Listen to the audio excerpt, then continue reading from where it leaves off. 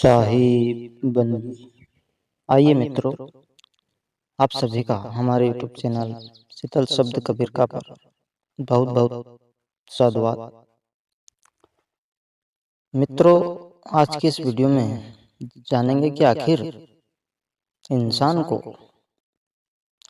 वैराग्य कब उत्पन्न होता है। हर मानव को अपने जीवन में एक बार नहीं अनेक बार वैराग्य उत्पन्न होता है। वह कब होता है मित्रों, आइए जानें। मित्रों, आपको पता होगा, जब भी किसी मानव की मृत्यु हो जाती है, जब उस व्यक्ति को मरघट तक ले जाते हैं, शमशान में ले जाते हैं, तब उस इंसान के रिश्तेदार, नातेदार, भाई बंधु, कुटुंब, कबीला, यानी कि सभी उस शव यात्रा के साथ में शमशान को जाते हैं। उस वक्त हर इंसान के अंदर एक वैराग्य की उत्पन्न एक वैराग्य की तरंग उत्पन्न होती है। उस समय हर इंसान के अंदर जो भी मोह माया होती है, वह सब भूल जाता है और केवल उसे वैराग्य की तरंग उत्पन्न होने का आभास होता है।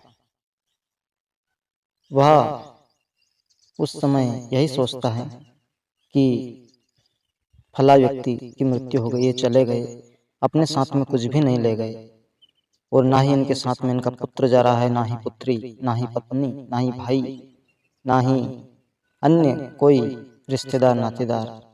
और इस इंसान ने जितना भी कमाया इस धरा पर रह करके, इसके साथ आज एक फुट्टी कोड़ी भी लेकर के नहीं जा रहा है। तो उस समय हर मानव की आंखें खुल जाती हैं, अंदर से हर इंसान झकझोर हो जाता है और उसे वैराग्य का आभास होने लगता है।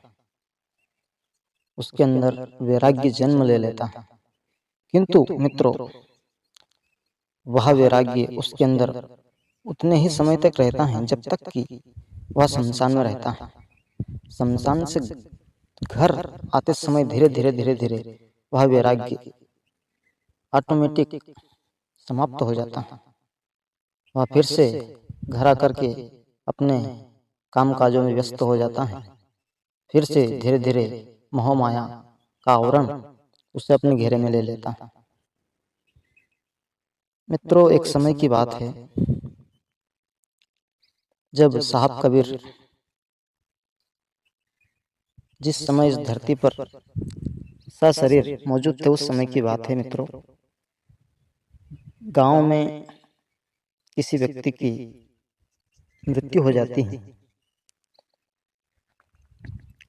सभी लोग उस व्यक्ति को शमशान के लिए ले जाते हैं। उस शव यात्रा में साहब कबीर भी साथ जाते हैं। मृत व्यक्ति के पीछे पीछे सभी लोग राम नाम सत्य, राम नाम सत्य का आवाज लगा रहे थे। तो उस समय जितने भी लोग उस शव यात्रा में सम्मिलित थे, उन सबके मस्तक पर एक तेज, सतनाम रूपी तेज दिखाई दे रहा था और सभी को दिखाई दे रहा था। सब एक दूसरे की तरफ देख रहे थे। वह वैराग्य का तेज था मित्रों। किंतु जब शमशान से सब लोग घर आए, तो सबके मस्तक पर जो तेज दिख रहा था सतनाम का, सतनाम रूपी वैराग्य का, वह समाप्त हो गया। केवल सदगुरु कबीर साहब का ही तेज समाप्त नहीं हुआ। तो बहुत से लोगों ने सवाल किया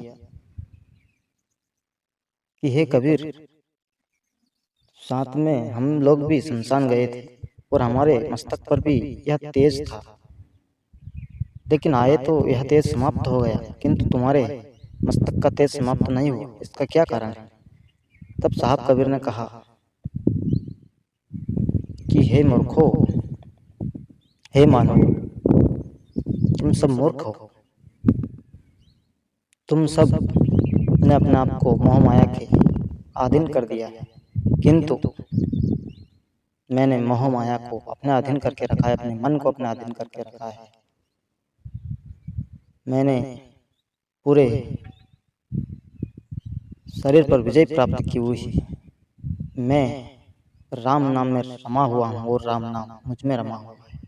मैं सतनाम में रमा हुआ हूँ और सतनाम मुझ में रमा हुआ है।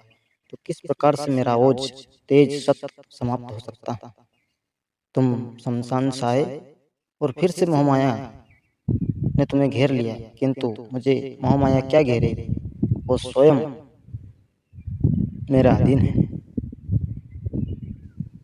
तो मित्रों, आपने जाना कि हर इंसान को वैराग्य की अपने जीवन में उत्पत्ति होती है।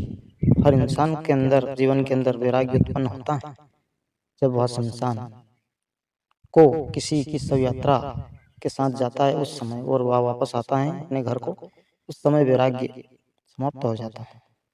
तो मित्रों, हमारे द्वारा दी गई जानकारी यदि आपको अच्छी लगी हो, पसंद आई हो,